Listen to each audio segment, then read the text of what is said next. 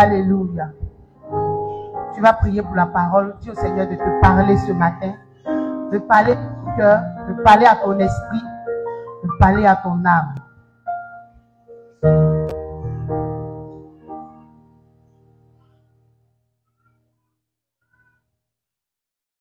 Seigneur, merci pour ta parole, pour ce pain quotidien que tu nous donnes en ce jour.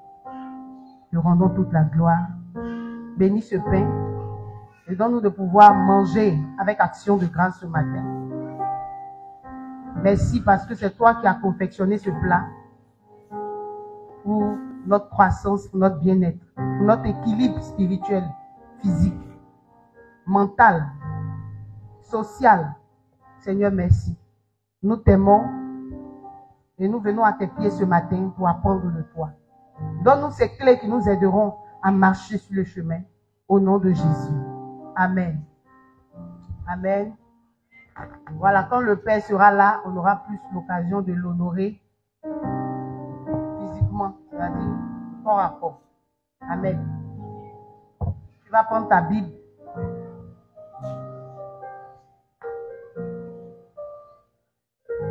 Ce matin, je crois que Dieu va encore nous faire du bien. Qui aime la présence de Dieu? Ou qui commence à aimer la présence de Dieu? Amen, amen.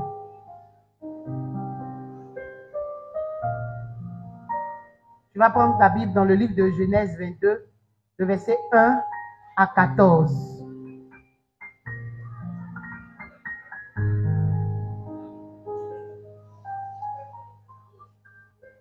Verset 1 à 14. Comme le texte il est un peu long, je vais le lire.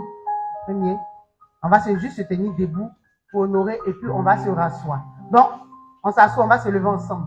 Hein? On s'assoit. Quand je dis on se lève ensemble.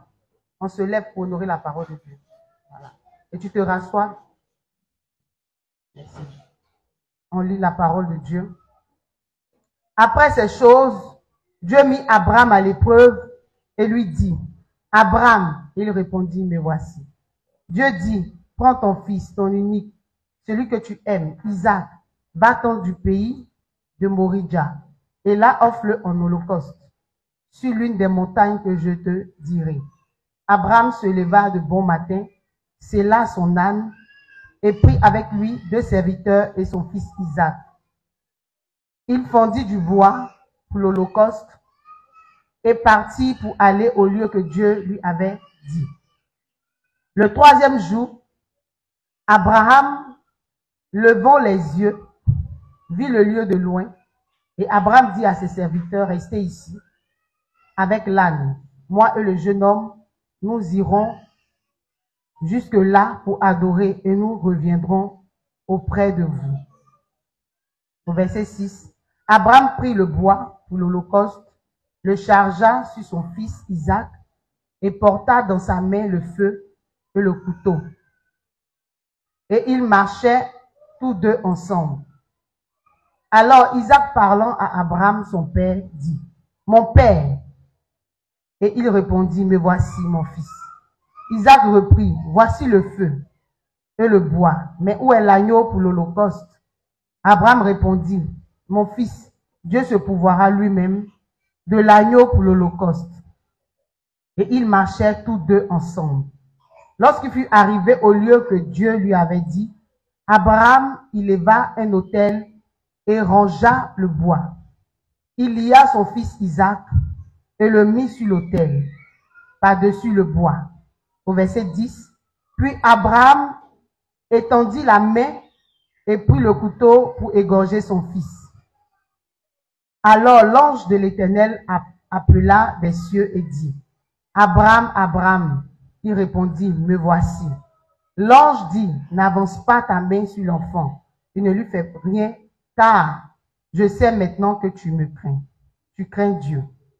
Et que tu ne m'as pas refusé ton fils, ton unique. Abraham leva les yeux et vit derrière lui un bélier retenu dans le buisson par les cornes.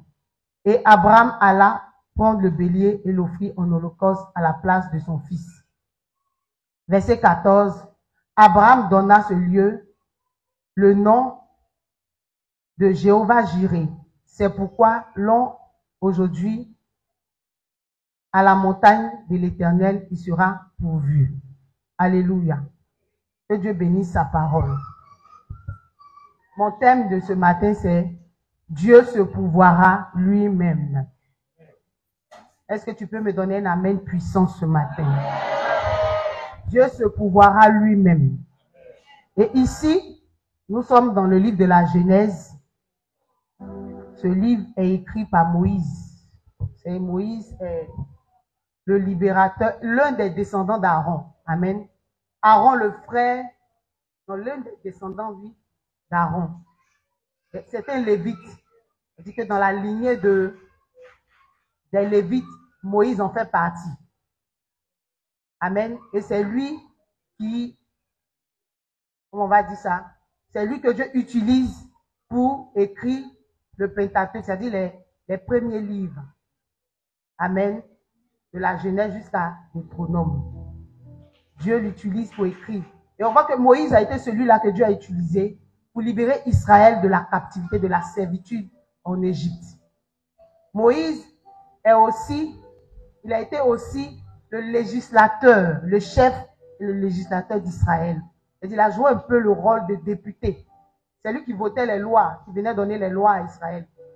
Et comme j'étais en train d'étudier, je me disais comme ça, Dieu avait son assemblée nationale, mais ce n'était pas terrestre, quoi. Il dit que Dieu conduit Moïse sur la montagne là-bas, de Sinaï, et c'est là que tout se passe. Moïse va, il prend les lois, il vient donner à Israël. Alléluia.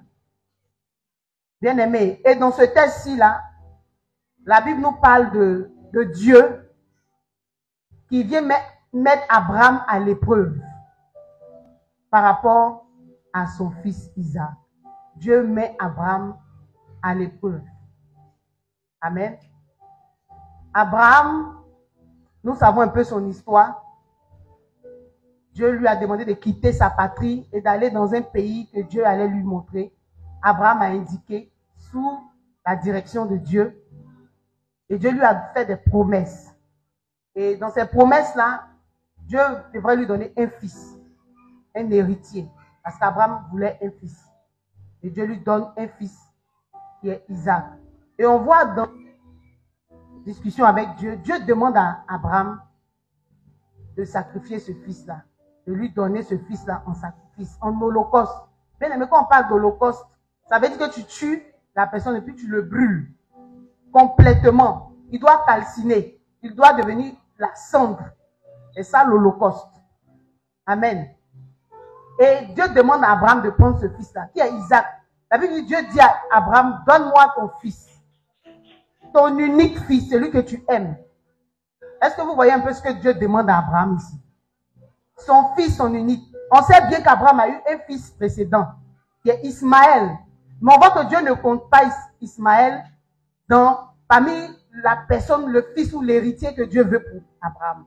C'est Isaac que Dieu considère comme le fils. Et Dieu dit l'unique. Quand quelque chose est unique, c'est qu'il n'y a pas deux. Et c'est le seul. C'est celui que Dieu approuve. Et c'est celui-là que Dieu demande. Et en plus de cela, Abraham l'aime. Et Abraham est vieux. Isaac est la continuité d'Abraham.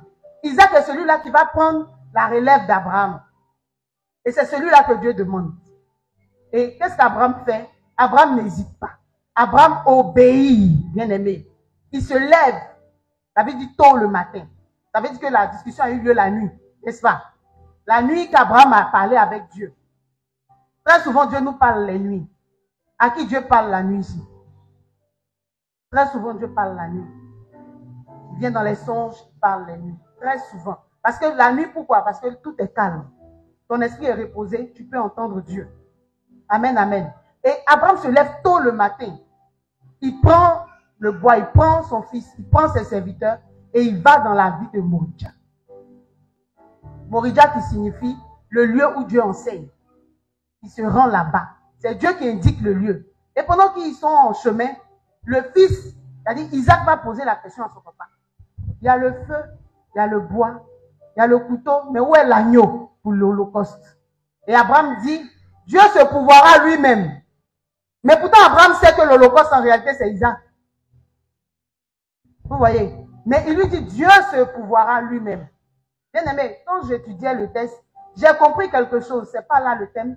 Mais j'ai compris que Dieu a utilisé Isaac pour tester le cœur d'Abraham. En réalité, Dieu ne voulait pas sacrifier Isaac. Dieu voulait enseigner Abraham. Dieu voulait lui donner un enseignement bien précis. Au-delà de ce sacrifice-là, ce que Dieu recherchait, c'est le cœur d'Abraham. Parce qu'après, au verset 14, la Bible dit, l'ange a dit à Abraham, maintenant je sais que tu me crains. Donc ce que Dieu voulait vérifier là, c'était la crainte qu'Abraham avait pour Dieu, avait pour son Dieu. Mais déjà, quand Abraham dit à Isaac, Dieu se pourvoira, on voit là déjà que Abraham a commencé à connaître le Dieu avec qui il marche. Amen. Pourtant, Abraham, au début, que Dieu l'a appelé, Abraham lui-même s'est pourvu, oui ou non?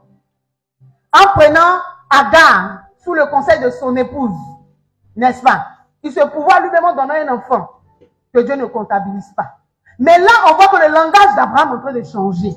Au fur et à mesure qu'Abraham avance dans sa communion, dans sa relation avec Dieu, Abraham commence à changer de mentalité. Amen, amen. Bien aimé, au fur et à mesure que tu marches avec le Seigneur, au fur et à mesure que les années passent, on doit voir un certain langage dans ta bouche. On doit t'entendre parler le langage de Dieu. Et là, Abraham dit à son fils, Dieu se pourvoira lui-même. Ce n'est pas une question d'Abraham ici, mon enfant. Prends le bois, allons. Amen, amen. Abraham a commencé à changer de mentalité. Là, on voit que Abraham est un homme nouveau. Alléluia. Par son langage. Pourtant, c'est le même Dieu qui lui avait dit, je te donnerai un fils. Mais après avoir entendu la première fois la voix de Dieu, cela n'a pas suffi pour que Abraham aille vers Agar. Alléluia. Est-ce que quelqu'un me suit ce matin? Bien-aimé, est-ce que depuis que tu as donné ta vie à Jésus, depuis que tu as accepté le Seigneur, là où tu es arrivé là, est-ce que toi-même tu peux rendre le témoignage de ce que ton langage est en train de changer? Est-ce que tu peux dire que je suis en train de grandir avec Dieu? Alléluia. Est-ce que tu peux parler le langage de Dieu? Comme Abraham, qui ramène son fils à Dieu. Alléluia. Et qu'est-ce que Isaac fait? Isaac ne s'oppose pas. Dans le texte, on dit c'est un jeune homme. Ce n'est pas les jeunes hommes d'aujourd'hui qui a 15 ans, 16 ans, 12 ans. Quand on parle de jeunes hommes dans l'Ancien Testament, c'est les hommes de 40 ans. C'est les gens qui ont déjà 50 ans, 60 ans. C'est eux qu'on appelait jeunes hommes. Donc Isaac pouvait lutter avec son père. Mais on voit que Abraham a lié Isaac, il était déjà vieux.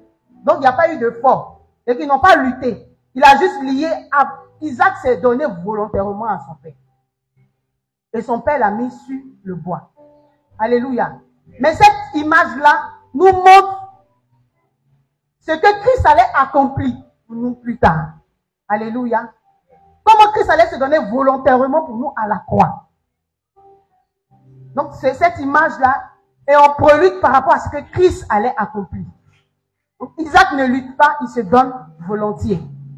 Et au moment où Abraham lève la main pour pouvoir sacrifier l'enfant, la Bible dit, l'ange éternel lui parle et lui dit, n'avance pas ta main sur l'enfant parce que Dieu voit maintenant que tu le crains. Il regarde derrière, il voit un bélier qui est là. Alléluia. L'Éternel s'est pourvu en ce moment-là. Bien aimés, nous venons à l'église. Nous avons entendu l'évangile. Nous avons des promesses de Dieu dans nos vies. Nous souhaitons que Dieu réalise des choses pour nous. N'est-ce pas? Là où tu es assis, là, c'est vrai que tu aimes Dieu. Mais tu es motivé par une promesse. Une promesse que tu as entendue de la part de Dieu. Qui fait que tu es là. Et cette promesse-là ne dépend pas de toi, mais de Dieu. Et tu sais bien. Et c'est pour ça que tu t'es attaché à Dieu. C'est pour ça que tu as fait alliance avec Dieu. C'est pour ça que tu as donné ta vie à Jésus. Et tu espères que Dieu va se pourvoir pour toi. Et moi, je te dis que Dieu se pourvoira lui-même pour toi. Ton amen n'est pas assez fort. Alléluia. Dieu se pourvoira lui-même pour ta vie. Comme il s'est pourvu pour Abraham. Abraham était âgé. Là où tu es là, peut-être ton âge est avancé. Là où tu es là, tu as perdu peut-être espoir. Là où tu es, peut-être tu te dis, où je suis arrivé là, Est-ce que moi encore je peux rêver? Mais lorsque Dieu appelle Abraham, il était à un âge où on ne rêve plus, 75 ans. Mais Dieu permet qu'Abraham commence à rêver. Bien aimé, quand tu crois Jésus, tu dois rêver de nouveau. L'espoir doit revivre en toi. L'espoir doit revivre en toi. Tu ne peux pas croiser Jésus. Bien aimé, j'étais en formation et le facilitateur nous disait comme ça qu'aujourd'hui, il y a des gens qui ne sont pas, il y a des fausses naissances dans la maison de Dieu. Parce qu'on n'a pas reçu l'évangile pur. Donc, on n'a pas rencontré le Seigneur en tant que tel. Ça fait qu'on fait beaucoup d'efforts. On déploie beaucoup d'énergie. Et on ne voit rien, on est frustré. Pourquoi? Parce qu'en réalité, est-ce que nous sommes nés de nouveau? Parce que quand tu nais de nouveau, la Bible dit les choses anciennes sont passées. Toutes choses deviennent... Et tu commences à vivre une nouvelle vie. La vie que tu as reçue est une vie qualitative. Ce n'est pas une vie que Dieu est venu arranger. Dieu n'a pas arrangé ton ancienne vie. Il n'a pas changé ta vie. Souvent on chante, on dit Dieu a changé ma vie. Dieu n'a pas changé ta vie. Dieu t'a donné une autre vie. Est-ce que je parle à quelqu'un? Parce que changer de vie, c'est que peut-être tu es dans un quartier précaire et puis tu as quitté, tu as encore dit maintenant, il a changé de vie, il a changé de quartier. Non, Dieu te donne une autre vie. Ton ancienne vie meurt. Elle est enterrée définitivement. Tu dis que tu n'existais plus. Et maintenant, tu existes à nouveau en naissant par Dieu. Parce que toute vie commence par une naissance. Alléluia. Toute vie commence par une naissance. Donc, si tu meurs dans le péché, tu dois naître. Mais naître où? En Christ. Alléluia. Est-ce que je parle à quelqu'un? Si tu es mort ou morte à ton ancienne vie, tu dois naître de nouveau dans une nouvelle vie. Mais cette nouvelle naissance passe obligatoirement par Jésus. C'est pour ça que Dieu a dit à Nicodème, si tu n'es né d'eau et d'esprit, tu ne peux entrer ni voir le royaume de Dieu. Est-ce que je parle à quelqu'un ce matin? Bien-aimé, Dieu est celui qui se pourvoit. Et il s'est pourvu pour Abraham. Il a montré à Abraham qu'il est le Dieu tout-puissant. Il est celui-là qui pourvoit en toute saison. Il est ce qu'on appelle le no-limit. Sa providence. Mais ce que tu dois comprendre, c'est que le Dieu avec qui tu marches, est-ce que tu as assez confiance en lui? Parce que là, Abraham, quand il se lève le matin, on ne voit pas, on ne mentionne pas Sarah ici. Je ne suis pas sûr qu'il ait consulté Sarah. Quand il se lève, qu'il prend son fils et ses serviteurs, ça montre la confiance qu'Abraham a en Dieu. Ça montre qu'Abraham n'est pas une connaissance de son Dieu. Bien aimé, quand nous venons à l'église, c'est pour connaître Dieu. On nous avait dit avant, viens à l'église, tu vas te marier. Viens à l'église, tu vas voyager, tu auras un bon boulot. Mais on vient à l'église pour connaître d'abord le Seigneur. Est-ce que je parle à quelqu'un ce matin?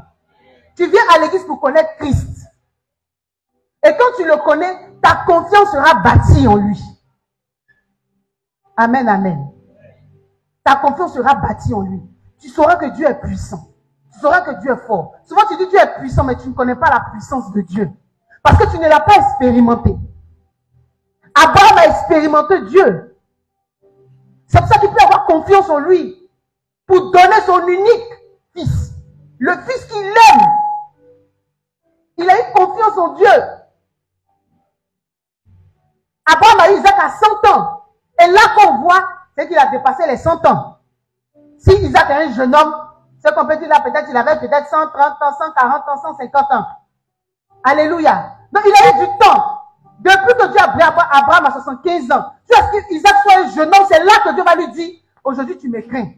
Maintenant je sais que tu me crains. Bien aimé, avec Dieu c'est une marche. Mais une marche constante. Une marche où tu désires connaître ce Dieu-là. Aujourd'hui, nous avons, je vais dire, une génération de chrétiens qui ne cherchent pas à connaître Dieu. Qui veulent que la main de Dieu, mais qui ne veulent pas les voix de Dieu. Des gens qui cherchent le miracle de Dieu, mais qui ne veulent pas voir son visage. Et tu veux une main qui te donne quoi, mais tu ne fais rien avec son visage.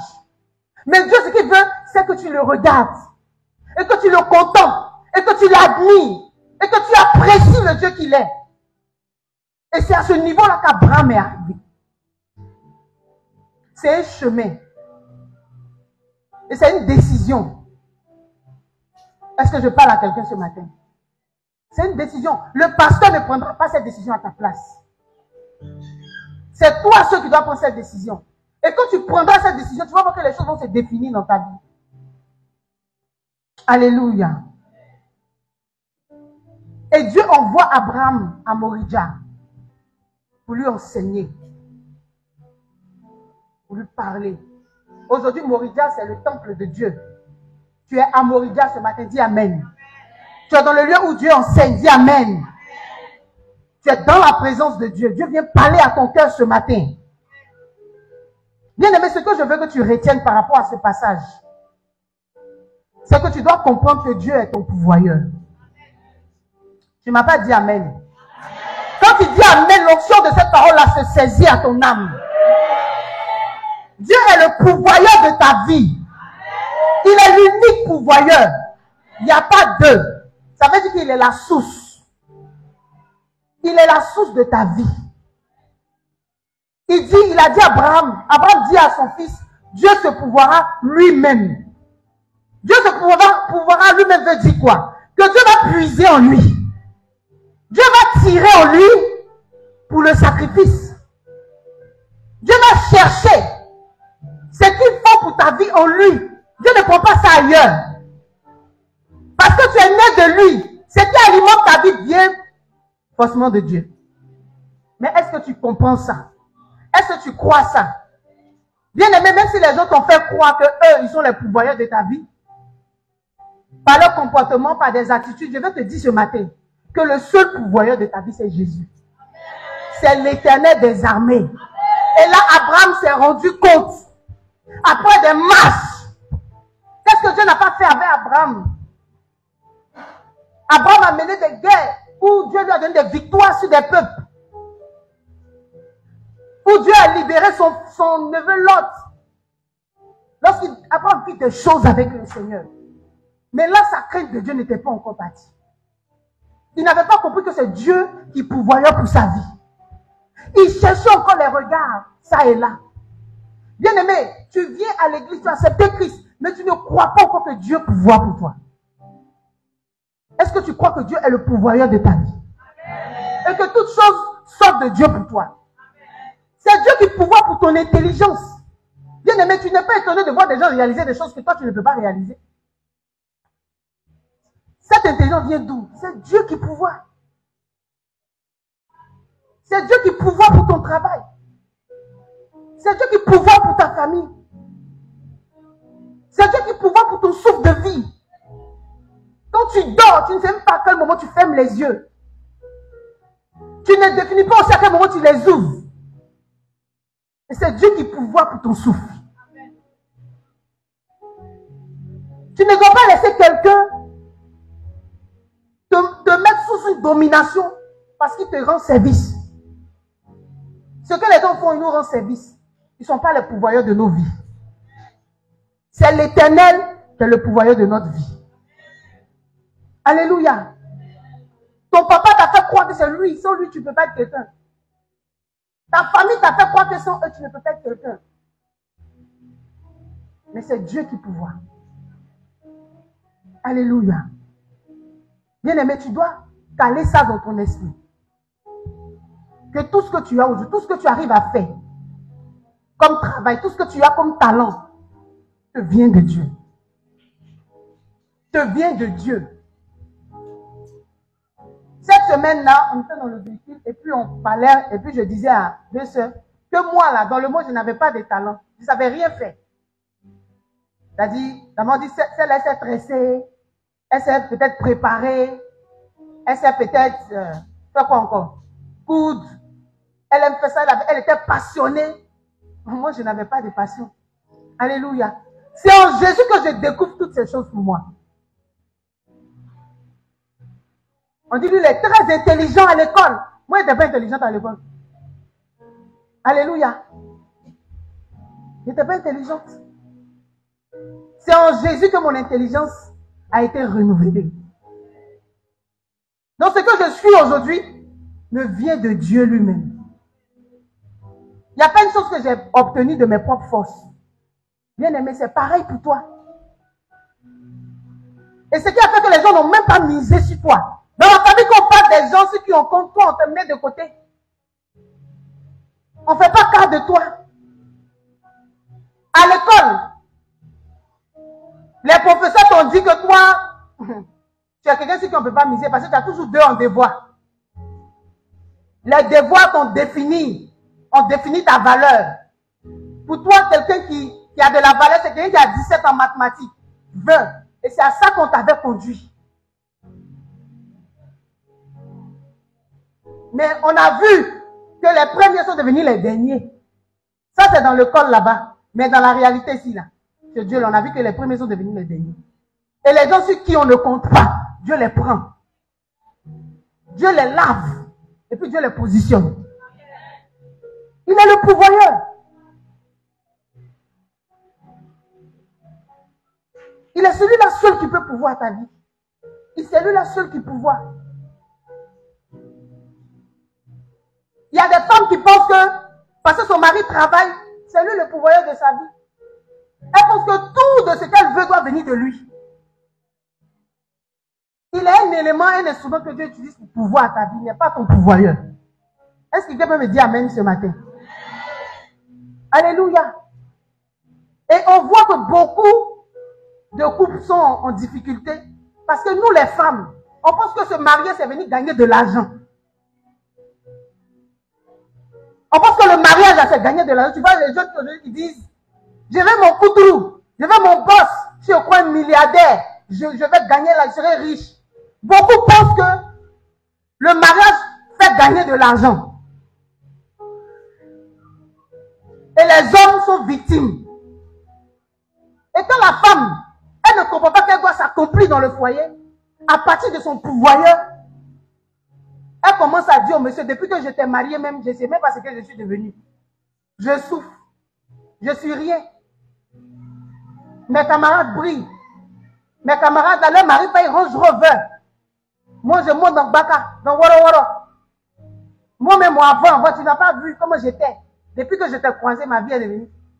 Parce qu'elle ne comprend pas que Dieu est son pourvoyeur. Elle devait plutôt prier Dieu pour bénir son mari, pour qu'il prenne soin d'elle. Alléluia. Est-ce que je parle à quelqu'un ce matin? Dieu est le pourvoyeur de ta vie. J'ai une de mes filles. Tellement elle pense qu'elle, sa bénédiction doit venir de son mari, elle a commencé à voler son mari. Elle va et puis elle le pique les jetons. Et elle vient, elle m'explique. Ah maman, je sais qu'il a l'argent. Il me cache ça. Il a l'argent, puis mais moi je le volais. Alléluia. Parce que pour elle, c'est son pourvoyeur. S'il ne donne pas, il n'a pas. Et ceux qui ne sont pas en famille, elles font comment? Est-ce que je parle à quelqu'un? Femme, tu es dans le foyer. Ton mari est une bénédiction de Dieu. Et un instrument que Dieu utilise pour te bénir. Il n'est pas ton pourvoyeur. Le pourvoyeur dit la source. La source, c'est Dieu. Si tu veux mettre tes regards, tu seras frustré. Parce que souvent, les hommes ne disent pas tout. Ils ont souvent des charges, ils ont souvent des poids. Des choses qu'ils portent dans le secret. Il ne peut pas expliquer à sa femme. Toi, tu as vu seulement l'argent. C'est elle qui rangeait, puis tu as vu seulement des billets. Tu trouves qu'il y a l'argent dans la maison. Alléluia. Et j'ai vu cette fille-là mettre son mari en difficulté. Parce que propriétaire de maison, c'était l'argent de loyer, le gars a gardé. Elle a puisé dedans pour aller retirer ses habits chez le couturier pour se faire chic. Maintenant, le propriétaire vient, le monsieur, il est sûr que son argent est là. Il coupe pour venir prendre l'argent. L'homme, il n'a pas l'argent. Il demande à sa femme, elle dit, je ne sais pas où. Toi, tu ne m'as pas dit que tu n'as pas l'argent. Et puis tu viens me demander l'argent. Alléluia. Mais elle n'avait pas compris que l'argent, c'était pour un besoin. Il était dans les problèmes ce jour-là. Il fallait qu'il appelle quelqu'un pour prendre de l'argent. Mais depuis ce jour, ça a cassé le moral. Il n'a plus confiance en sa femme. Il n'a plus confiance. Maintenant qu'il a l'argent, il ne garde plus à la maison. Vous pouvez voir, vous comprenez ça.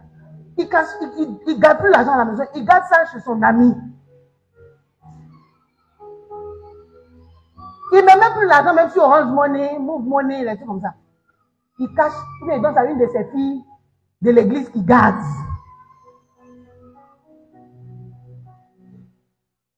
Parce qu'il a l'argent, mais il a peur de la réaction de son épouse. Femme,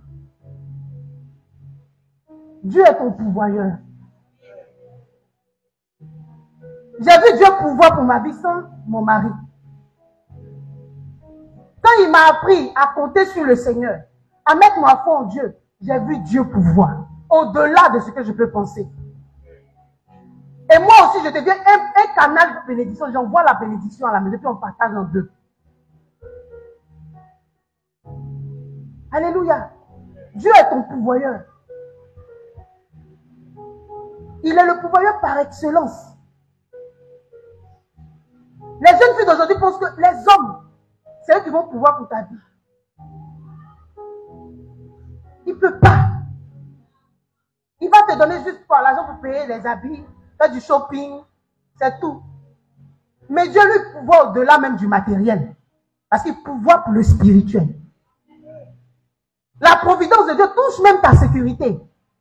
Il te protège.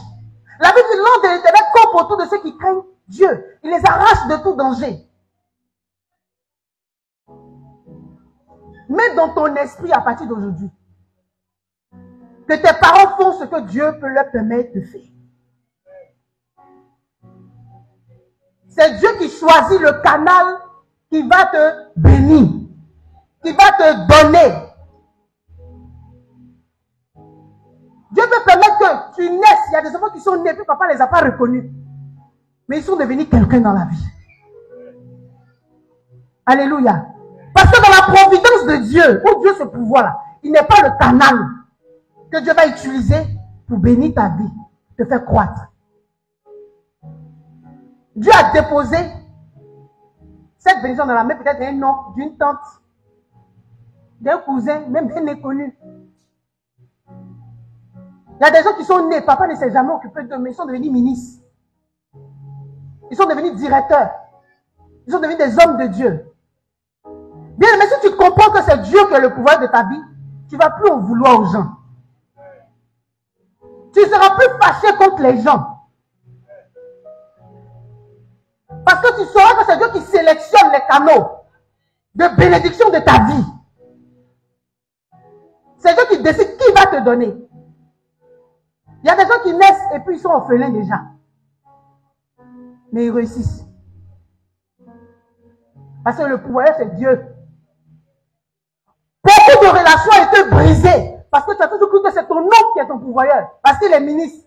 Parce qu'il est DG. Poussez mon dossier. Parce qu'il est auprès du président. Il peut m'aider. Mais est-ce que Dieu t'a dit qu'il a choisi pour être le pourvoyeur, pour être le canal qui va pousser la main de Dieu, qui va allonger la main de Dieu? Quand tu comprends que ta bénédiction vient de Dieu, que ton père ou ta mère n'a pas fait ce qu'il devait faire juste parce que Dieu ne les a pas sélectionnés. Tu es unique en ton genre, tu es unique en ton histoire. Dieu a décidé que ce sont les inconnus qui prendront soin de toi. Dieu a décidé que dans ta vie, toi, tu allais passer par ce chemin. Parce que c'est là que Dieu a pourvu des choses pour toi. Quand tu comprends ça, tu ne voudras pas à ta famille. Tu as coupé des ponts avec des gens parce que tu dis qu'ils sont méchants.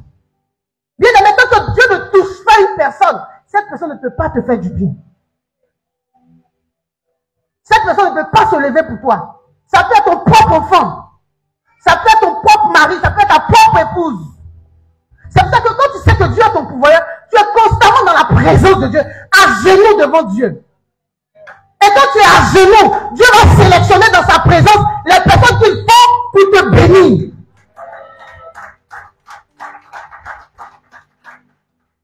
Alléluia. Dieu va sélectionner dans sa présence. Quand tu comprendras que toi, ton histoire avec Dieu là, les gens viennent. Aujourd'hui, quelqu'un te dit, je vais t'aider. Demain, il est renvoyé. Ou il a eu un accident. Et tu comprends que toi, ta vie est spéciale. Que ta vie se trouve entre les mains de Dieu. On aide tout le monde. Arrivé à ton tour, le dossier est bloqué. Les gens ont des parents qu'on pousse. J'ai un fils que j'ai évangélisé. Sa grosse travaille au trésor. Elle est contrôleur là-bas. Et là-bas, les gens ont des réseaux. Ils vont aider les gens, tout ça. Elle aide des gens, les gens sortent, les gens ont leur concours, les trucs. Mais son propre, quand il est arrivé là, malgré tout ce qu'elle a pu faire, son nom n'est pas sorti. Et récemment, il me disait, ces choses sont méchantes. Ces parents sont mauvais, ceux-là, ils sont mauvais. Quand ils disent que ça, ne croit plus même. Parce qu'ils savent que ça, là, mais ça va pas, ils ne vont pas faire. J'ai dit justement parce que Dieu veut que tu lèves les yeux vers lui. Parce que Dieu ne veut pas que demain quelqu'un dise c'est à cause de moi que tu es devenu ça. Dieu veut que tu lui donnes toute la gloire. Est-ce que je parle à quelqu'un ce matin?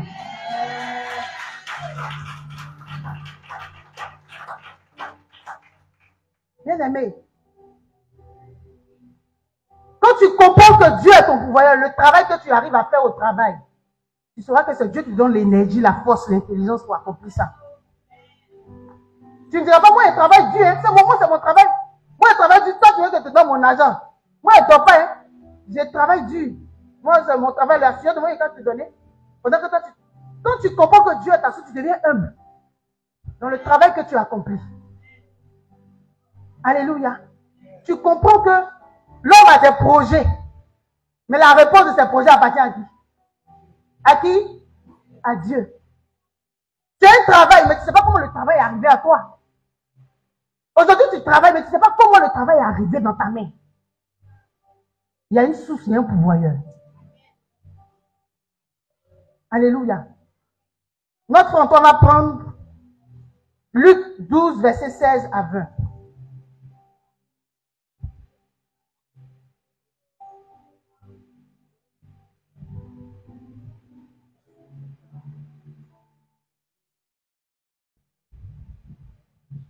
Luc chapitre 12, verset 16 à verset 16. Et il leur dit cette parabole. Les terres d'un homme riche avaient beaucoup rapporté. Et il raisonnait en lui-même, disant, que ferai-je? Car je n'ai pas de place pour serrer ma récolte. Voici, dit-il, ce que je ferai. J'abattrai mes greniers, j'en bâtirai de plus grands. J'y amasserai toute ma récolte et tous mes biens. Et je dirai à mon âme, tu as beaucoup de biens en réserve pour plusieurs années. Repose-toi, mange, bois et réjouis-toi. Verset 20. Mais Dieu lui dit, insensé, cette nuit même, ton âme te sera redemandée. Et ce que tu as préparé, pour qui cela sera-t-il? Alléluia. Amen. Alléluia. Voici un homme qui pense que c'est par ses propres forces qu'il a eu tout ce qu'il a eu comme bien. Il est temps de faire ses projets. Alors maintenant que j'ai eu, je vais amasser ça, je vais faire ceci, je vais manger, je vais boire. Et puis, mon âme, repose-toi, réjouis-toi du travail que tu as accompli. Et Dieu lui dit, insensé, aujourd'hui même là, je vais prendre ton souffle. Maintenant, ce que tu as ramassé, tu as amassé là, qui va profiter de ça? Pour dire que, pendant qu'il est en train de faire ses projets, il a mis Dieu de côté. Dieu qui est son pourvoyeur, Dieu qui est sa source. Il ne s'associe pas à Dieu pour faire ses projets. Alléluia. Bien aimé, quand tu sais que Dieu est ton pourvoyeur, qu'il se pourvoit lui-même dans ta vie, quand tu fais tes projets, tu l'associes. Mais le problème est que nous, les hommes, on est beaucoup impatients. On est pressés. Ça, c'est notre mal. C'est le mal dont on souffre. On est pressé. On dit pour Dieu dur. Bien aimé, si tu penses, tu crois, ce matin, la parole que la Bible nous donne, au travers d'Abraham, il dit Dieu se pourvoit lui-même. Tu ne feras plus de projets sans Dieu. On voit Abraham ici qui va faire sacrifier son fils. Mais c'est en accord avec qui? Hein? Avec qui? Avec Dieu. Amen, amen. Tu te mets en accord avec Dieu. Et quand tu t'accordes à Dieu, quand tu vois ce Dieu-là comme ton pourvoyeur bien-aimé, tu vas sortir des prisons de rejet. Des prisons de je ne suis pas aimé. Bien-aimé, les gens ne sont pas obligés de t'aider. On me dit amen. Personne n'est envoyé sur la terre ici. Celui qui t'a envoyé, il s'appelle comment? Il s'appelle comment? Tu as peur de dire son nom, il s'appelle comment? Il s'appelle Dieu. Donc c'est vers lui que tu dois te tourner. L'enfant, la Bible dit, personne ne sait comment les os se forment dans le ventre de la femme enceinte. Parce que c'est l'œuvre de Dieu. Comment tu peux comprendre qu'un liquide devient os? Ça devient cerveau, ça devient nerf, ça devient la chair. Ça c'est l'œuvre de Dieu, bien aimé. Tu es l'œuvre de Dieu. Tu es le projet de Dieu. Il a dit à Jérémie, dans Jérémie 1 verset 5, avant que tu ne sois dans le ventre de ta mère, je te connaissais déjà. Avant que tu ne sortes, je t'ai consacré prophète des nations. Tu es le projet de Dieu. Tu es le plan de Dieu.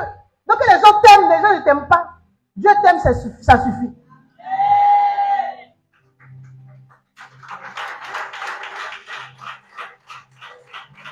Que les gens t'apprécient. Les gens ne t'apprécient pas. Dieu t'apprécie, c'est l'essentiel. Tu as fait quelque chose de remarquable, tu veux que quelqu'un parle de ça. Et puis personne n'a vu. C'est passé sous silence. Parce que Dieu voulait que tu dises, Seigneur, comment tu vois ça? Et tu t'es tourné vers les hommes.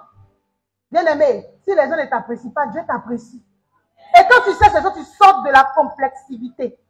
Tu n'es plus complexé. Tu n'es plus gêné. Tu n'es plus dérangé. Tu sais que tu existes parce que Dieu a voulu que tu sois sur la terre. Même si les gens pensent que tu les gênes, tu les déranges, Dieu est content de te voir sur la terre. Bien aimé, parce qu'il est ton pourvoyeur. Il est celui-là qui a conçu, il est le concepteur de ta vie. Tu es son charlat. Tu es sa prémisse. Tu es le projet de Dieu. Tu es le territoire de Dieu. Tu appartiens à Dieu. Alléluia. Tu appartiens à Dieu. Dans le travail que tu as, c'est Dieu. La famille que tu as eue, c'est Dieu. Les enfants que tu as eus, c'est Dieu qui a pourvu. Parce que tu es trop viril. Les gens sont plus virils que toi. Et puis même un pigeon, ils n'ont pas. Mais c'est Dieu. C'est Dieu qui a mis son onction dans ta sémence. Et puis il a dit, des enfants bénis vont sortir de ton sein. Ne méprise pas les enfants d'autrui. Ne méprise pas ceux qui n'ont pas encore d'enfants. Le mariage que tu as, c'est Dieu qui t'a donné. Ne regarde pas du haut ceux qui ne sont pas encore mariés. Parce que c'est le temps où Dieu t'a visité avec le mariage. Et quand tu sais que c'est Dieu qui pourvoit, bien aimé, tu seras à genoux pour ton frère qui n'est pas marié. Tu seras à genoux pour ta soeur qui n'est pas mariée. Et tu diras à Dieu, la manière que tu as pourvu toi-même pour moi, pourvois-toi pour ma soeur. Tu ne verras pas ta soeur lui dire, ma soeur, on dit quoi? Il y a longtemps, tu es encore célibataire. Il y a quoi? Personne ne te voit ou bien. Va te promener au plateau. C'est pas Platon qui donne un homme. C'est Jésus qui pourvoit.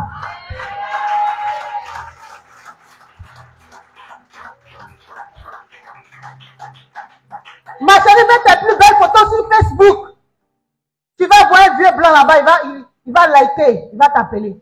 C'est pas Facebook qui donne mariage. C'est l'Éternel le pourvoyeur. Et quand tu sais que toi, ta vie là, celui qui décide, c'est Dieu. Quand tu vois quelqu'un veut prendre autorité sur toi d'une manière bizarre, sans le Saint-Esprit, tu le recadres. Alléluia. Parce que tu sais que toi, rien ne t'arrive si Dieu n'a pas décidé. Tu sais que toi-même, là-même, tu n'es pas aimable. Tu n'es pas aimé, tu n'es pas prenable. Même ton deuxième nom, on ne prend pas. Mais toi, Dieu t'a pris. Et comme il t'a pris là, tu as confiance que toi, rien ne peut t'arriver sans lui. Ceux qui sont excellents d'eux-mêmes, gloire à Dieu. Mais Dieu dit, il est venu pour ceux qui sont perdus. Ceux ceux qui sont morts, ceux qui sont égarés. Il est prêt, il fait de sa propriété privée. Il fait de la prunelle de ses yeux. Il pouvoir. Bien aimé, quand tu sais que Dieu est ton pouvoir, tu n'as pas honte de demander 1 kilo de riz. Tu n'as pas honte de demander 500. Tu n'as pas honte de demander 1000 francs. Tu n'as pas honte aussi de lui demander des grandes choses. Quand tu sais que Dieu est ton pourvoyeur, bien aimé, tu n'as pas peur quand Dieu te dit, pendant que tu as un salaire de 20 000, il dit, ma fille, bâtis-moi un temple. Tu ne vas pas trembler. Parce que tu sais que celui qui se pourvoit, c'est l'Éternel. Comment il va faire? Et puis il va te donner l'argent pour bâtir un temple sans tes 20 000. C'est lui qui sait. Tu as tellement mis tes regards sur ton petit portefeuille. Tu penses que ta vie se résume à ton portefeuille. Quand ton portefeuille est vide, tu n'as plus d'humeur. Les sauts d'humeur commencent. Quand il te reste 500 dans ton portefeuille, quand on te dit bonjour, bonjour, l'homme a beaucoup de problèmes. C'est un bonjour qui ne finit pas. Même bonjour t'énerve. Parce que tes yeux sont dans ton portefeuille, dans ton compte bancaire. Quand c'est vide, tu es paniqué, tu n'as plus la foi. Parce que tu ne sais pas que même si ça finit, il y a quelqu'un qui approvisionne ton compte. Il accrédite ça chaque fois. Il s'appelle l'Éternel des armées. Si tu veux acclamer pour le Seigneur, acclame.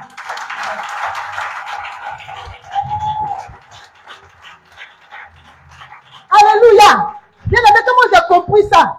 C'était fait plus malin 6 mois. Quand je marche en derrière, même mon compte est blindé, il n'y a rien même. Mais je me donne les gens. Parce qu'il y a quelqu'un qui met un parfum de bonne odeur sur ma vie. Alléluia. Quand tu sais ces choses, tu te donnes de la valeur. Tu te donnes de la valeur. Tu n'en veux pas aux gens. Tu sors des prisons, des rejets. On ne m'aime pas. Je ne suis pas accepté. La faible estime de toi-même. Tu n'as pas confiance. Quand tu parles pas parce que tu n'as rien. Parce que toi, pour toi, il n'y a rien dans ton projet, tu ne vas pas parler. Nous, on est qui? Qui nous connaît? Moi, ici, à 20 ans. Moi, je suis bien aimé. Si tu penses que tu es quelqu'un par rapport à quelque chose que tu as, tu n'es rien. Sinon, ceux qu'on vient de démolir leur maison à la GESCO, si c'était toute leur vie, ils sont comment? En ce moment, ils sont comment? Beaucoup sont comment? J'ai vu un jeune homme attraper sa tête avec ses 2 mains. Il s'est écroulé. C'est rare de voir un homme s'écrouler comme ça. La vidéo m'a écœuré. Si tu penses que c'est ta maison qui est tout, qui fait que tu es quelqu'un, tu n'es rien. Parce que les gens ont bâti des choses plus que toi. Aujourd'hui, je vais manger, je vais boire et je suis rassasié, Dieu a pris leur souffle. Tu n'as pas entendu que quelqu'un a construit. Dès qu'il a fini de construire, ils l'ont tué.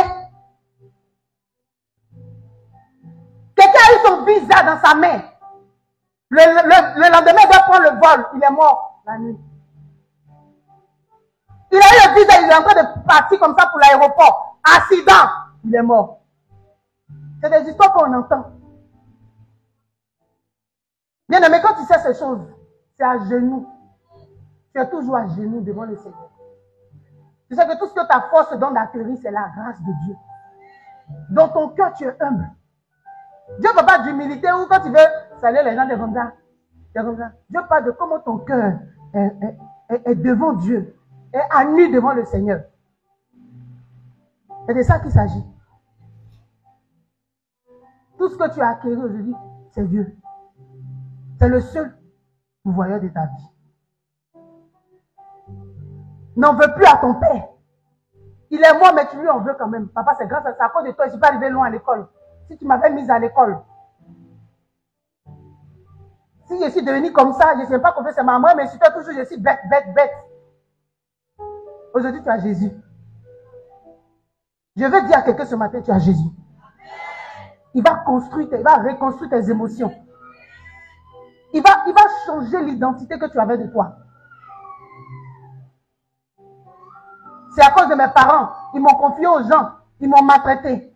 Ils m'ont ceci. Ils m'ont cela. Si j'étais auprès de mes parents, j'allais réussir. J'allais être loin aujourd'hui. Dieu ne les a pas choisis pour bénir ta vie. Tu sais, tu es le genre de personne que Dieu ne dit pas n'importe qui pour te bénir.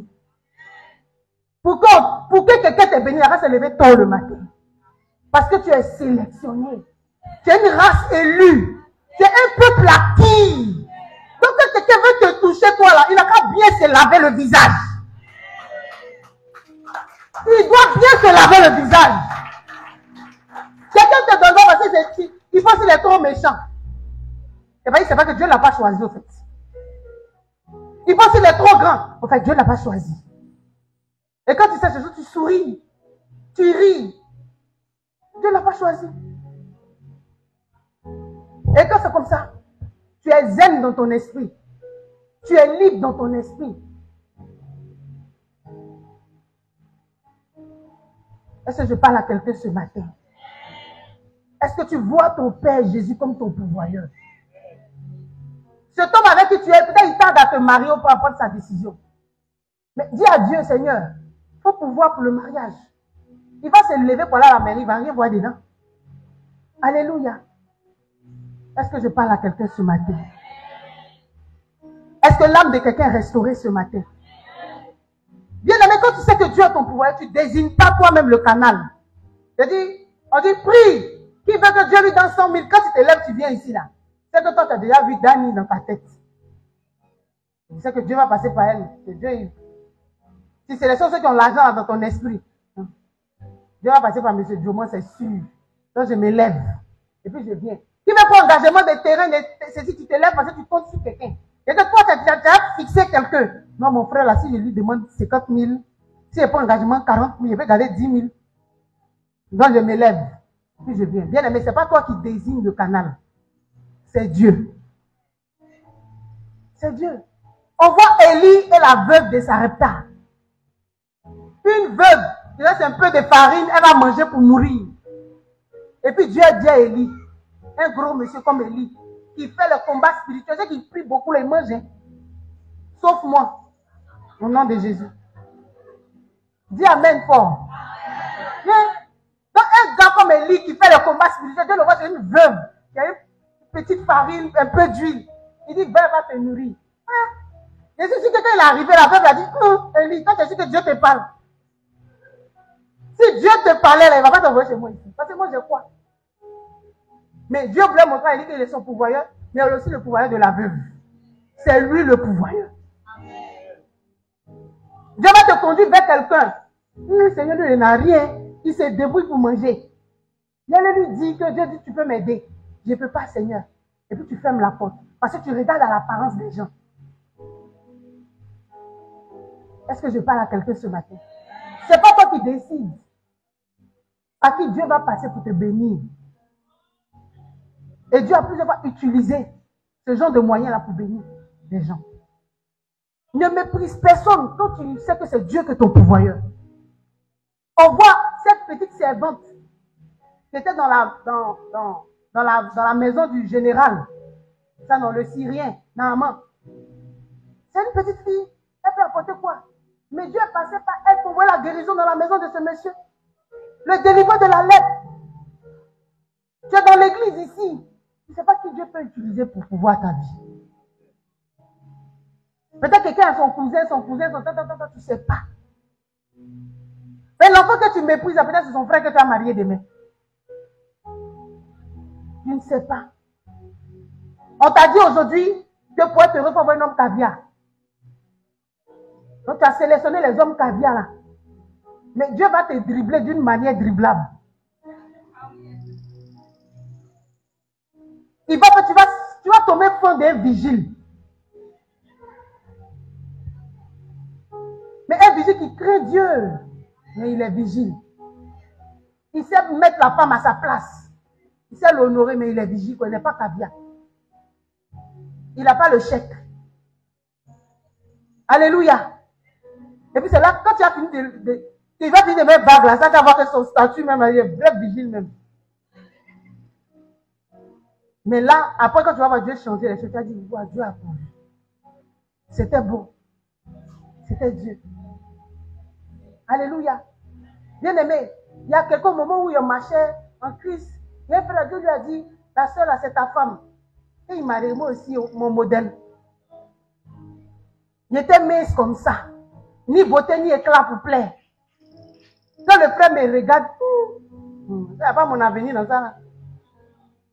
Non. Moi, c'est les femmes grandes de taille bâtie. Bien, tu vois, non? Les femmes de champagne, là. Et ça, lui, il aime. Et c'est là, on ne voit pas son devant, on ne voit pas son derrière. Non, il ne peut pas. Entends, c'est des gens qui avaient de la renommée. Un basketteur. Quelqu'un comme ça, quand il passe dans la vie, tout le monde parle de lui. Il va faire moi. Des années plus tard, la personne n'est pas encore mariée, la personne est là. Et il n'y a pas longtemps, la personne m'a fait me dire, je crois que le diable m'a attaqué pour ne pas que je te voie. Le diable t'a attaqué, comme je dis, le diable m'a attaqué. Je crois que j'ai été attaqué spirituellement. Alléluia. Bien aimé, il ne faut pas mépriser les gens. Aujourd'hui, je suis en train de prier à la personne pour que Dieu lui donne quelqu'un. Seigneur, pouvoir. C'est moi qui est venu prier pour toi. Seigneur, pouvoir. Il ne faut pas regarder les gens à cause de leur portefeuille. Hein. Tu ne connais pas l'avenir de quelqu'un. C'est Dieu qui donne bénédiction. Est-ce que je parle à quelqu'un? C'est Dieu qui donne la bénédiction. Lui qui a construit le Titanic, le jour où il a fini d'inaugurer son Titanic, il dit, même si Dieu veut, il ne peut pas détruire Titanic, ça. C'est ma force qui a fait, c'est mon argent. Le même jour, qu'est-ce qui s'est passé? Ceux qui connaissent l'histoire du Titanic. Ça fait quoi? Ça coulait. C'est le même jour, ils ont inauguré là. Tous ceux qui sont montés dedans sont allés sous l'eau. À cause de la parole d'une seule personne. Quand il parlait, à qui était là? Dieu a fait couler. C'est Dieu ton pourvoyeur. Enlève tes regards sur ton mari. Prie pour que Dieu lui donne et puis il va te donner. Tu peux le contrôler dans la prière. Il dit que quand il enlève l'argent là, c'est quand il finit de te donner là. Il se rend compte qu'il t'a donné. Il y a des secteurs pour prendre l'argent dans leur poche. Tu n'as pas besoin d'aller piquer son argent comme ma fille. Tu n'as pas besoin de faire ça. Tu peux créer des problèmes. Laisse ça tomber. Prie et dis, il va enlever l'argent là pour te donner. Alléluia. Tu vois que ton mari à l'autre travail, il est fatigué. Il est stressé. Les hommes qui travaillent beaucoup, ils sont stressés. Quand il vient le soir, il masse ses pieds. Ça fait sortir l'argent de la poche. Mais c'est toi qui es toujours fatigué et puis tu vas te donner l'argent. Tu vas avoir des miettes. Il faut dire amen, pour que ça te concerne. Alléluia.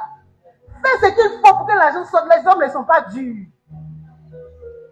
Comment Ève a fait la main la pomme dans la bouche d'Adam? Le premier homme, le père de tous les pères, de tous les hommes. Comment elle a fait? Ève a pris la pomme, elle a mis sur son petit orteil, elle a caressé. Quand elle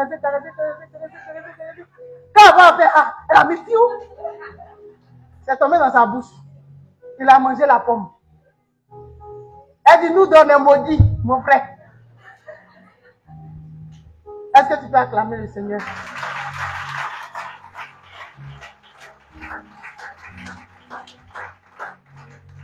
Ensuite, bien aimé, tu dois comprendre que Dieu se pourvoit sur le chemin de sa volonté.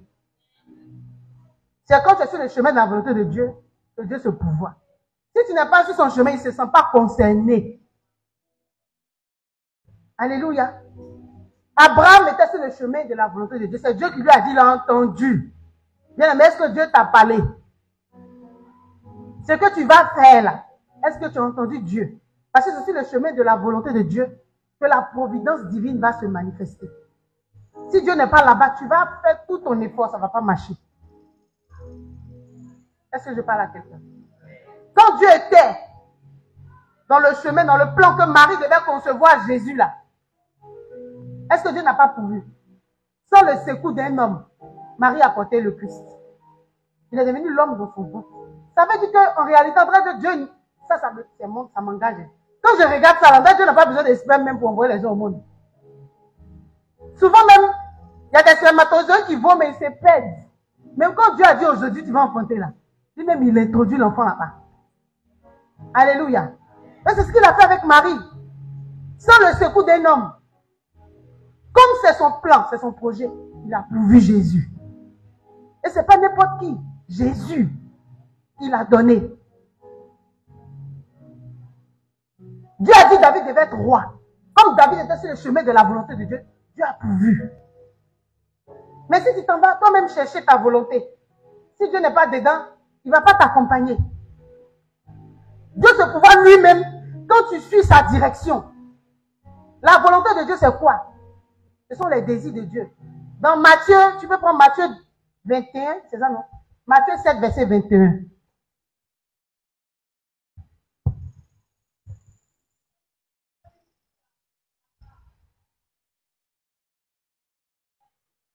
Matthieu chapitre 7, à partir du verset 21. Ceux qui me disent, Seigneur, Seigneur, n'entreront pas tous dans le royaume des cieux, mais celui-là seul qui fait la volonté de mon Père qui est dans les cieux. Amen. Amen. La volonté de Dieu. On va dire la volonté de Dieu, c'est quoi? C'est les souhaits de Dieu, les désirs de Dieu, ce que Dieu désire. Donc, il y a des volontés de Dieu que Dieu a déjà établies comme des principes. Par exemple, un des principes qui fatigue les chrétiens, c'est que dans le principe du mariage, Dieu a dit, un chrétien marie chrétien. Est-ce que quelqu'un m'écoute? Un chrétien marie chrétien, ça c'est la volonté de Dieu. Et quand tu es sur ce chemin-là, Dieu t'accompagne. Mais si tu quittes le processus de chrétien marie chrétien, que tu t'en vas prendre un païen, Dieu n'est pas là-bas. Vous allez, peut-être tu vas pas m'aimer matin là. Dieu n'est pas là-bas. Quand tu as quitté, Dieu n'est pas là-bas. Tu sais que la personne n'est pas convertie. Tu as commencé à t'attacher, à t'amouracher. Dieu n'est pas là-bas. Parce que par principe de volonté de Dieu, Dieu dit chrétien, chrétien. Ce que tu dois faire, c'est que tu rencontres, avant de mettre des émotions, évangélise-le. Donne-lui Christ. S'il a accepté Christ, maintenant les émotions peuvent se réveiller. Mais si tu t'en vas prendre un païen, que tu veux le convertir, il va te donner au gourmet Pro Max. Alléluia. Ça fatigue beaucoup. On a assisté au décès de la fille d'une maman. La maman, là, sa fille, née dans le Seigneur, dans la maison de Dieu, bien, bien.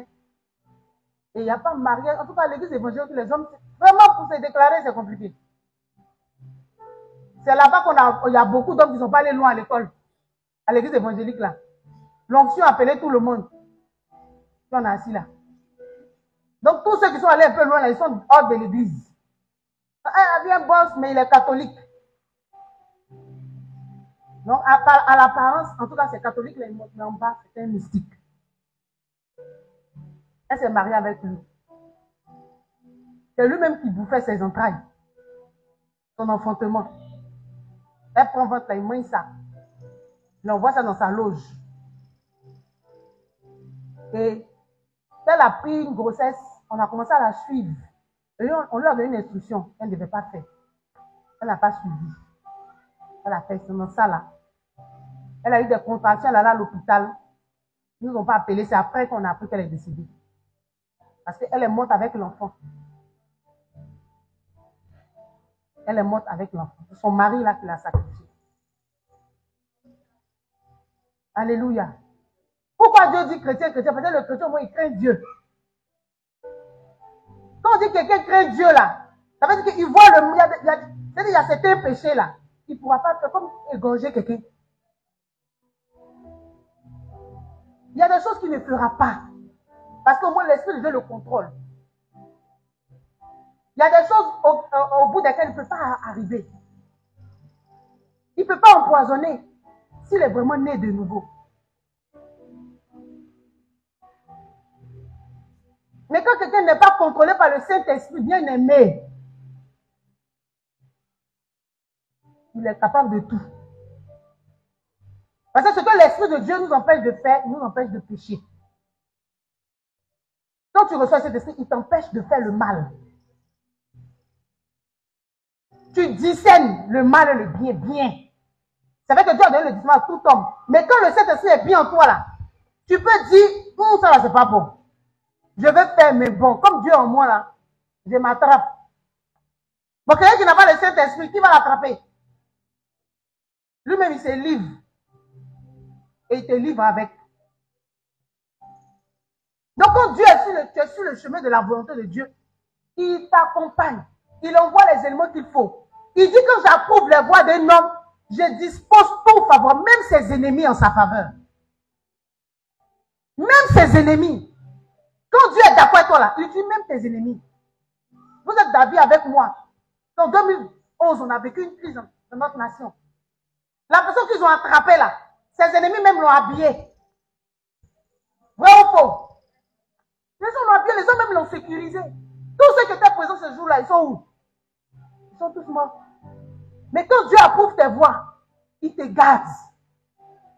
Il te protège. Il dispose tout en ta faveur. Là, tu ne transpires pas trop. Là où les gens transpirent beaucoup, toi, tu ne transpires pas.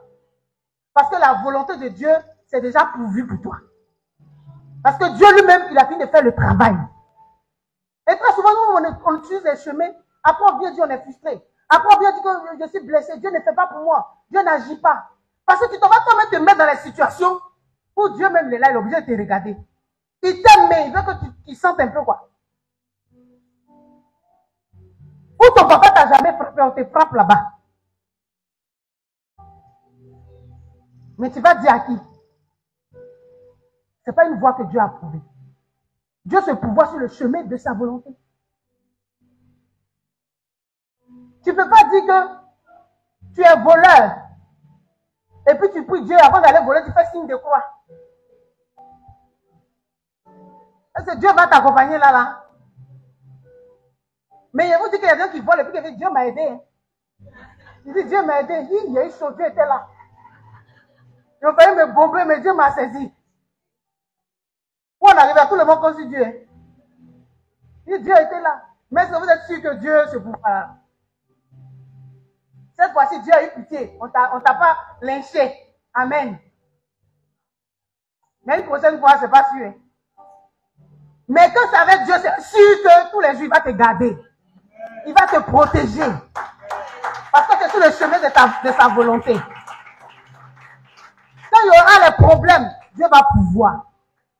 Il va te consoler. Il va te guérir. Ça, c'est la bonne nouvelle. Avant d'aller chercher travail, je me rappelle, dans mes débuts que je suis arrivé à Abidjan, il n'y avait pas de travail. C'était dur. Et j'ai eu une maman là, à qui Dieu m'a connecté, à son collègue. Donc lui, il veut vendre des préservatifs.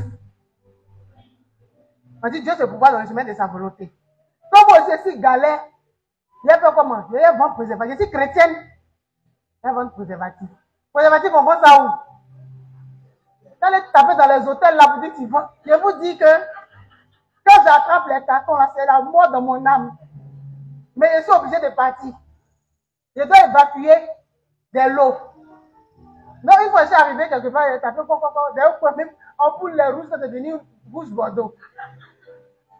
J'ai dit, je pense à vous, on va essayer ça, Kiki. Est-ce que tu vas acclamer le Seigneur? J'ai dit, si je paye, je sais où? Quand j'ai entendu ça, ça m'a traumatisé. Même, je dis quoi? C'est quel travail ça? Même on dit Dieu va pouvoir, dans ça, ce que Dieu peut faire. Bien aimé, j'ai ramené, j'ai démissionné. J'ai dit, travail ça là, c'est bon, mais moi, je ne peux pas faire. Et très souvent, on est serré. Mais il y a des choses que toi, tu vois, mais tu sais que Dieu même ne va pas t'accompagner là, il faut quitter dans ça. Il ne va pas t'accompagner dedans. Tu es, par exemple, dealer de drogue. Tu dis, moi, il y a dealer de drogue, on ne voit pas dedans. Tu es construit église. Dieu ne va pas t'accompagner dedans. Souvent, on voit les églises prendre, l'église a pris feu. Parce que les dealers ont trop donné l'argent là-bas. Dieu dit ça là, ce n'est pas ma gloire, vous. Il envoie le feu, incendie, pétrole spirituel, mettez le feu, vous. Article 225, va. Ça prend feu. Mais Dieu n'est pas là-bas. Bien aimé, Dieu nous accompagne dans le chemin de sa volonté. Pourquoi on veut s'asseoir pour avoir les yeux rouges ici? Non, on emprunté des chemins. Dieu merci si tu n'es pas mort. Quand il revient comme ça là, il faut t'asseoir, il faut dire Seigneur, pardon. Il faut me conduire. Il faut me conduire, aide-moi. Je sais que tu me conduis dans le chemin de ta volonté. Donc, pour connaître la volonté de Dieu là, bien aimé, il faut toujours être dans la présence de Dieu. pour que Dieu te donne le discernement. Alléluia. Et le dernier point, tu dois comprendre aussi que Dieu se pouvoir sur le chemin. Non. Tu dois comprendre que pour nous, faire la volonté de Dieu nous introduit en permanence dans la providence divine. Faire la volonté de Dieu nous maintient ou nous introduit permanemment dans la providence divine. C'est-à-dire qu'au final de notre vie, on vit pour faire la volonté de Dieu. Parce qu'il a dit, ce n'est pas tous ceux qui disent Seigneur, Seigneur, qui vont entrer dans mon royaume, et ceux qui font ma volonté. Le royaume de Dieu, il ne faut pas voir le ciel ici. Quand on parle de royaume de Dieu, là, ne vois pas le ciel d'abord. C'est le lieu où Dieu agit. Le lieu où Dieu se manifeste. Où la gloire de Dieu est représentée, est répandue. C'est ça le royaume de Dieu. Là où il y a la guérison, là où il y a le salut, là où il y a la vie, c'est là le royaume de Dieu. Donc quand tu fais la volonté de Dieu, tu es maintenu dans cette présence, dans cette atmosphère de providence divine. Et que, comme David peut dire, le berger me conduit, il me conduit près des eaux paisibles. Il me rassure. Tout ça, c'est la providence de Dieu. Quand tu fais la volonté de Dieu, tu es permanemment, tu es fixé dans la providence divine. Comme le dit le psaume 1, à partir du verset 1 au verset 3. Il dit, tu es comme un arbre qui est quoi? Qui est planté près d'un courant d'eau, dont les feuillages ne se flétrissent et qui donne son fruit en ça. Permanemment, tu es approvisionné.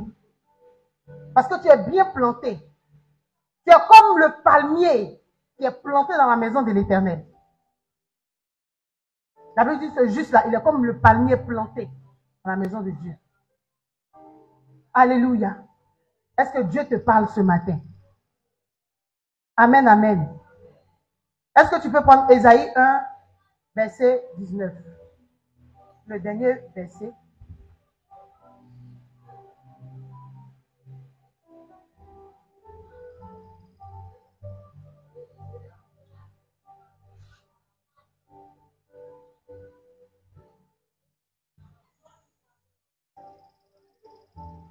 Nous lisons la parole du Seigneur. Ésaïe chapitre 1, verset 19.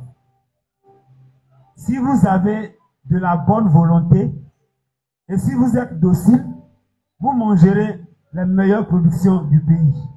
Alléluia. Amen. Et lis le verset suivant. Verset 20. Mais si vous résistez et si vous êtes rebelle, vous serez dévorés par le glaive, car la bouche de l'Éternel a parlé. Alléluia. Amen. Bien-aimé, quand tu es docile, quand tu suis la volonté de Dieu, la Bible dit que tu manges les meilleures productions du pays. Les meilleures productions du pays. Est-ce que tu crois que Dieu peut te donner ça? Bien-aimé, ton amen montre que tu doutes un peu. Est-ce que tu penses que Dieu peut te donner ça? Parce que nous, on ne parle plus par rapport au physique. Hein. On ne parle plus par rapport à ce qui nous entoure. On parle par rapport à Dieu, qui est le pourvoyeur. Et si nous sommes dociles, si nous sommes enseignables, comme Abraham, à Moridja, c'est sûr que nous allons manger les meilleures productions du pays. On va fréquenter les meilleures écoles. On aura les premières places dans les grandes institutions. Dieu va bien nous placer. Dieu va nous enlever de la queue et va nous envoyer à la tête. Il va nous enlever dans la boue pour nous faire asseoir parmi les grands. Alléluia. Et Dieu a ce projet-là pour toi. Quand tu décides de marcher dans sa volonté, il se pourvoira lui-même pour toi.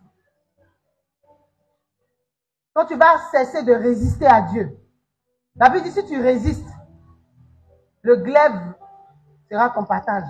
Mais si tu te soumets, le glaive c'est la mort. Et si tu te soumets à Dieu, il va pouvoir, bien aimé. Ton Dieu pourvoira. Il se pourvoira lui-même. Je te dis ça, et c'est une prophétie de Dieu dans ta vie. Dieu pourvoira pour toi. Mais s'il n'y a personne autour de toi, tu n'as aucun contact. Tu as le Dieu le plus célèbre, c'est l'Éternel Dieu. Il va toucher qui il faut pour toi, au moment où il faut. Alléluia. Amen, amen. Dieu est celui-là qui ouvre les portes. Il est celui-là qui donne les contacts. Il est Dieu. Il suffit que tu demandes ça à Dieu. Est-ce que tu penses que Dieu t'entend? Est-ce que tu penses que quand tu pries, Dieu t'écoute? Et si tu pries, il va te faire grâce. J'ai fait une prière, je suis allé voir une maman qui a son enfant malade. J'ai dit à Dieu, financièrement, moi, je n'ai pas assez de moyens. Mais Seigneur, tu peux toucher des personnes. Et puis je suis là, Dieu même dans mon esprit, ce Libanais qui fait beaucoup de bien aux gens, Hassan Hayek. Mais Seigneur, je vais le trouver où? Comment je vais faire pour le voir? Si c'est toi, permets. Et je vous assure que Dieu fait la grâce. Et puis j'entre en contact avec le monsieur. Parce que j'ai demandé à Dieu. Bien, mais quand tu demandes à Dieu, il va ouvrir la porte. Il va ouvrir le chemin pour toi. Rien n'est impossible. Il n'y a pas une personne qui est inaccessible sur la terre ici quand tu as Dieu. Si tu veux croiser même, je ne sais pas, l'ambassadeur des États-Unis, Dieu va permettre ça. Est-ce que tu crois même d'ailleurs?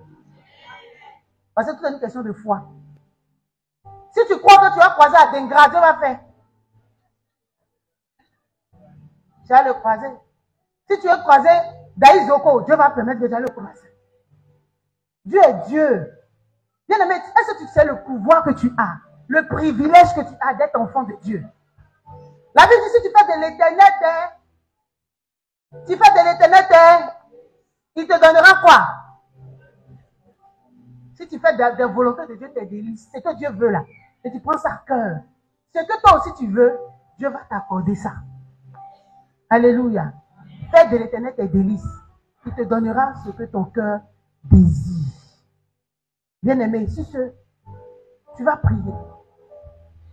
Et tu vas dire à Dieu, Seigneur, je veux accepter. Parce que très souvent on n'accepte pas ça. Je veux accepter que tu es mon pourvoyeur.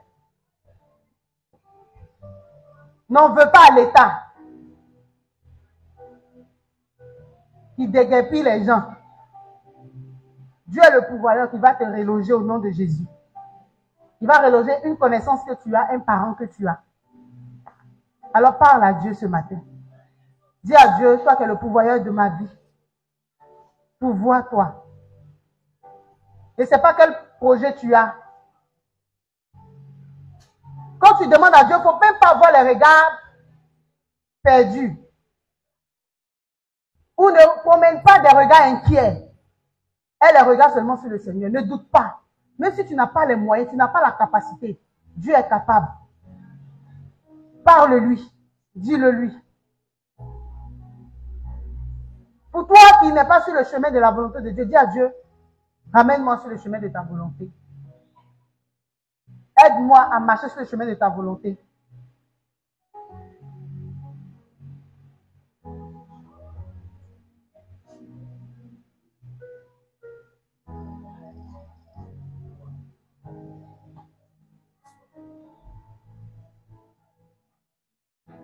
Dis au Seigneur, voici ma vie. Je dépose ma vie à tes pieds ce matin. Jésus, je ne veux plus résister. Dis à Dieu, je ne veux plus résister.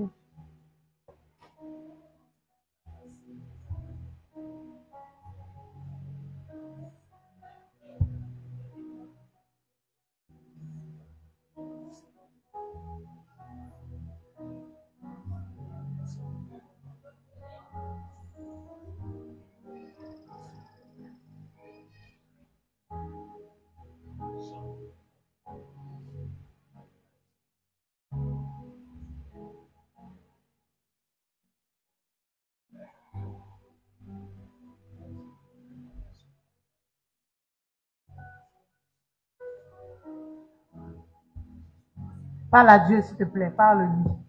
Tu as entendu la parole de Dieu. C'est tellement qu'il y a une partie qui t'a intéressé, qui t'a touché. Dis au Seigneur.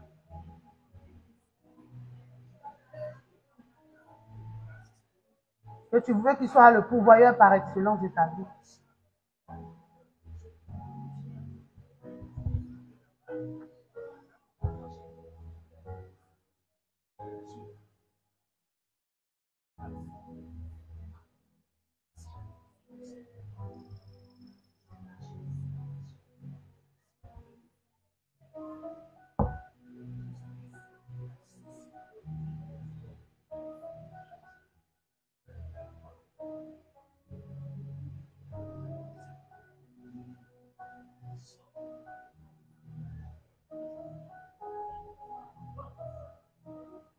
Pendant que tu pries, la grâce de Dieu te localise ce matin.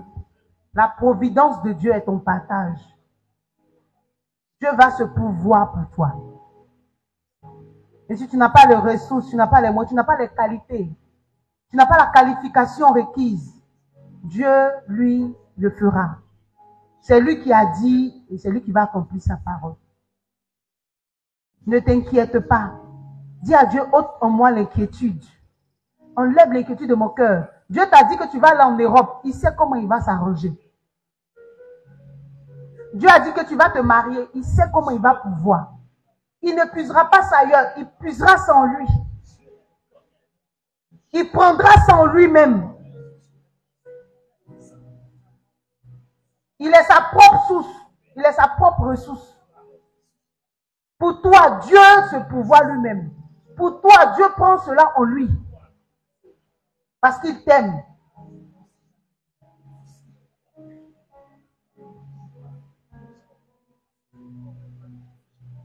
Oui, dis au Seigneur, donne-moi d'être en confiance, Seigneur, que je ne doute plus.